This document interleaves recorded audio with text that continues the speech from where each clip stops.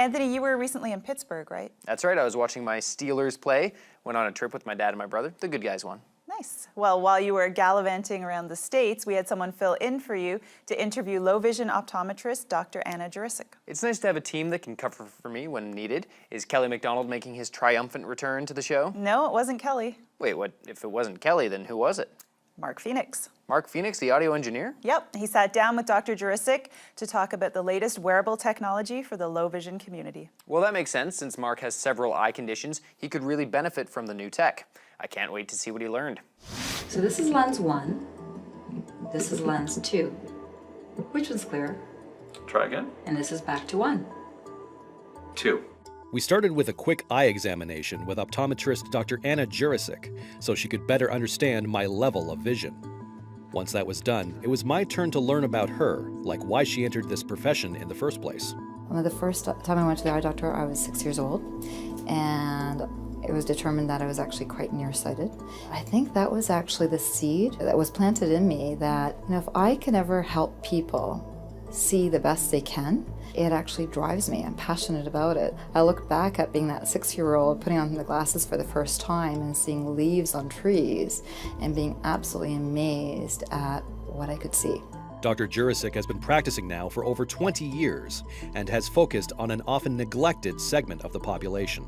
Low vision has inspired me for quite some time. So coming to Toronto, I only wanted to focus on helping people who had vision loss see the best they can, because low vision is such an underserviced area in all of Canada, and it's something that I enjoy so much.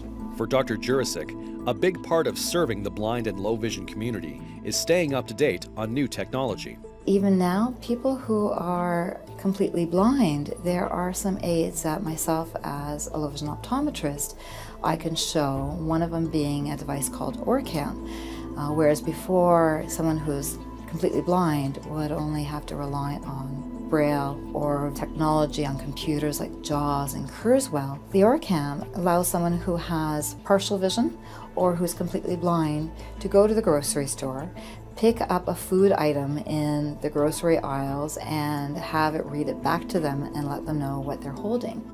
After hearing Dr. Juricic talk about the OrCam MyEye, I wanted to learn more about this new wearable tech. We headed back to the AMI office in Toronto so I could give it a test drive. The device itself clips onto your everyday glasses and is about the size of a AAA battery. A wire connects the camera to its handheld component. We started with Dr. Juricic walking me through the basics of the handheld portion. So on the one side that's closest to the wires, you're going to feel a small little button. That's your power on and off. I'm going to now have you hold this in front. Okay. So here is some reading material. All And right. I'm just going to have you hold it in front for a moment. Mm-hmm. And looking down, so wherever your nose is pointing is the direction the camera's pointing. Okay. So I just want you to look straight at it first. Sure. AMI believes in an inclusive society in which media is accessible to all Canadians. I wanted to see how it would do in a real-world situation. We did some more testing in front of a bulletin board with a bunch of text flyers. There's actually some great information on this piece of bulletin board right here. So I'm going to have you come a little closer. Sure. And I want you to be right in front of it. Sure. Because if you're angled, it'll pick up some of the other information that's in front of you. Right, but I'm staring right at this. Or you think you are. Or I think I am. So I want you to go a little bit more to the right. Sure. Where you're straight in front of it. And what I want you to do is hold your finger right in front of that text in front.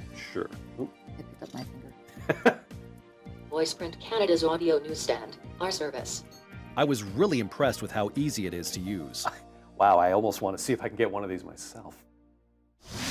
What a cool device. And Mark is a natural. I think you should be worried, Anthony. Mark is too nice to steal my job. That's true. But he did say that Dr. Juricic showed him another piece of technology, so we can look forward to seeing him again on a future show. Awesome. I get another day off. If you want to learn more about this device or other options out there, you can contact Dr. Juricic through her website at drlowvision.com. That's drlowvision.com. Or if you are outside of the Greater Toronto Area, you can check out orcam.com. That's ORCAM.com.